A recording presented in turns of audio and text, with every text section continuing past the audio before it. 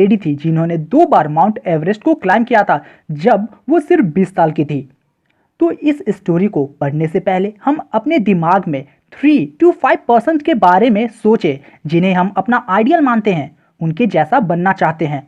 वो कोई भी फील्ड से हो सकता है, स्पोर्ट्स, मेडिसिन, मीडिया और आर्ट एंड कल्चर, कोई भी स्पेयर ऑफ लाइफ से। तो फर्स्ट में हम संतोष यादव के बारे में पढ़ेंगे जो एक वुमेन औरत थी जिसने कम उम्र में ही माउंट एवरेस्ट को क्लाइम कर लिया था। तो इनका जन्म एक ऐसे सोसाइटी में हुआ था जहां लड़के का जन्म होना काफ़ी ही बड़ा ब्लेसिंग मानते थे, और वहीं अगर बेटी का जन्म हुआ तो उसे उसके तुलना में जो मान और सम्मान दिया जाता था वो कम था। जितना कि वो लड़के से प्यार करते थे, लड़के को उतना मान सम्मान देते थे, उतना लड़कियों को वहाँ नहीं दिया जाता था। तो जो संतोष की माँ होती है वो बेटे के लिए प्रे कर रही होती है, और तभी वहाँ से कुछ सेंट पंडित लोग गुजर रहे होते हैं और उन्होंने इनको आशीर्वाद दिया। तो उन्हें लगा कि ये एक लड़का चाहती हैं, मतलब उन पंडित लोगों को ये एहसास हो गया आशीर्वाद देते समय कि जो संतोष की माँ है उनको क्या चाहिए, एक लड़का चाहिए। लेकिन सभी लोग ये जान के सरप्राइज रह गए कि उनकी ग्रैंड मदर को लड़का नहीं चाहिए था। तो उस होली मैन ने ये आशीर्वाद दिया कि जैसा किस्मत में लिखा है वही होगा, और उनकी ब्लेसिंग काम आ गई और एक लड़की का जन्म हुआ। संतोष अपने घर की 6th चाइल्ड थी जो लड़की थी। इससे पहले फर्स्ट 5 चाइल्ड सभी लड़के थे, यानी कि एक बहन के 5 भाई होते हैं।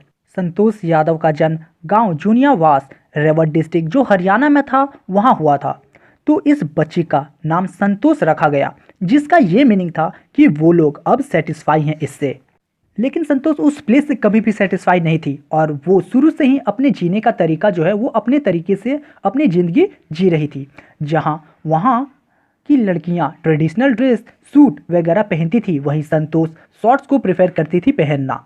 तो जब आज वो अपने लाइफ में पीछे मुड़ के देखती है तो ये देखती है कि हमेशा से ही, शुरू से ही इस बात पे वो कायम थी कि अगर उन्होंने अपने लाइफ के लिए सही रास्ता चुनती है तो उन्हें चेंज होने की कोई ज़रूरत नहीं होगी।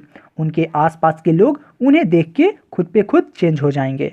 जो संतोष के फादर थे वो एक रिच लैंड ओनर थे, और वो अपने बच्चे को अच्छे स्कूल में पढ़ने के लिए भेज सकते थे, यहाँ तक कि वो दिल्ली में भी अपने बच्चों को भेज सकते थे पढ़ने के लिए। लेकिन जैसा हमेशा से ये कस्टम चला आ रहा था कि उनके फैमिली के लोग विलेज स्कूल में ही पढ़ते आ रहे थे, तो संतोष को भी उसी विलेज स्कूल में पढ़ाई करनी पड़ी। तो संतोष ने सोच लिया कि सिस्टम के खिलाफ लड़ेगी, लेकिन सही समय आने पर। और वो सही टाइम तब आया जब वो 16 साल की हो गई। वैसे तो 16 साल के उम्र में ज़्यादातर लड़कियां की शादी कर दी जाती थी।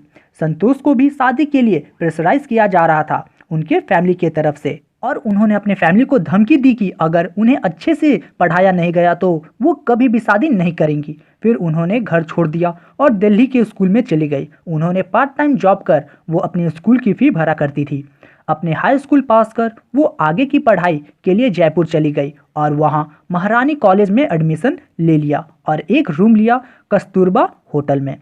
फिर उन्होंने अपने पैसे बचाए और Uttarkashi Nehru institute of mountaineering में एडमिशन करा लिया और घर नहीं गई अपनी पढ़ाई कंप्लीट होने के बाद, और अपने फादर को ये बताया कि उन्होंने उत्तरकाशी माउंटेनियरिंग में एडमिशन ले लिया है।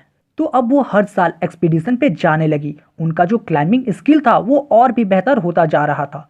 तो उन्हें अपने कठिन मेहनत का ये फल मिला कि उन्हें 1992 में 4 साल बाद जब उन्होंने ऐसे ही अरावली माउंटेनियर से ये पूछा था कि क्या वो भी उन्हें ज्वाइन कर सकती है, और ऐसे ही वो 20 साल की सबसे यंग वुमेन बनी जिन्होंने माउंट एवरेस्ट को क्लाइंब किया। उनके जो सीनियर थे वो उनके physical fitness, mental strength, climbing skill, काम करने की डिज़ायर को देख सभी लोग काफ़ी कंसर्न थे, और ऐसे ही संतोष ने एक स्पेशल प्लेस बना लिया था अपने साथियों के दिल में।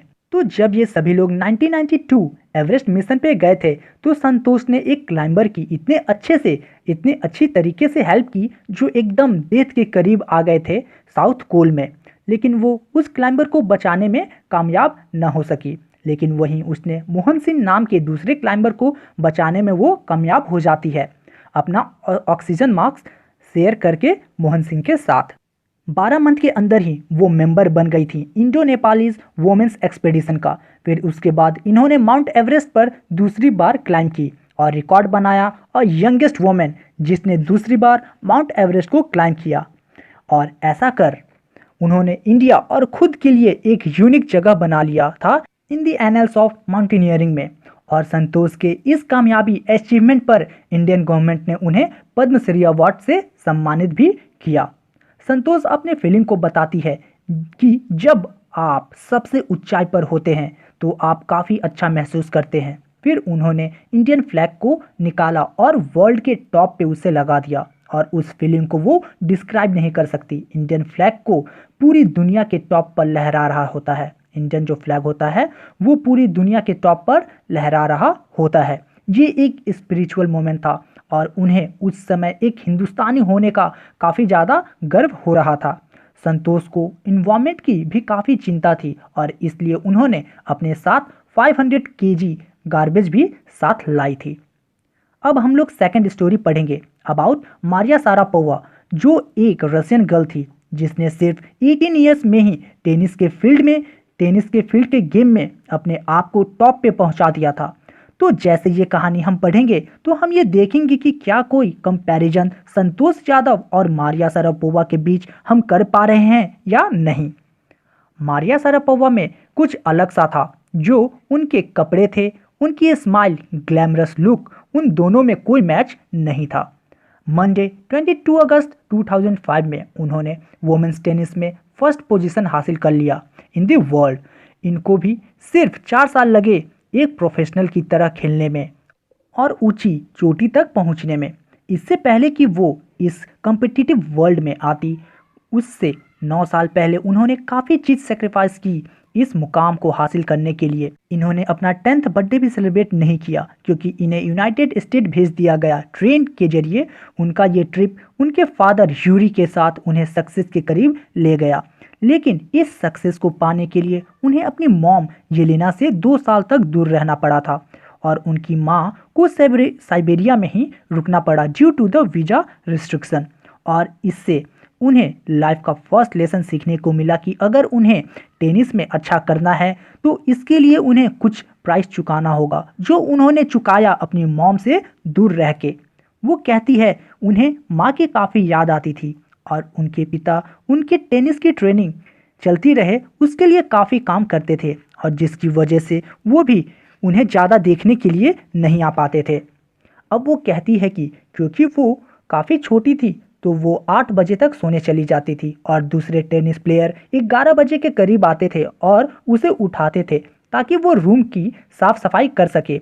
इन सब चीज़ों के बावजूद वो डिप्रेस नहीं हुई और मेंटली और ज़्यादा स्ट्रांग हो गई। वो ये सीख चुकी थी कि खुद की केयर कैसे की जाती है और कभी इस चीज़ से दूर नहीं भागी क्योंकि वो जानती थी कि उन्हें क्या चाहिए।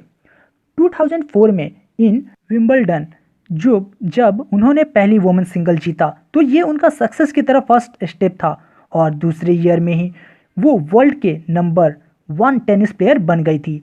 उन्होंने टेनिस फैंस के दिलों को भी छू लिया था, लेकिन उन्हें ज़्यादा सेंटिमेंट जज्बात के लिए उनके पास ज़्यादा टाइम नहीं था। उनके अंदर सेंटिमेंट जज्बात के लिए कोई प्लेस नहीं था।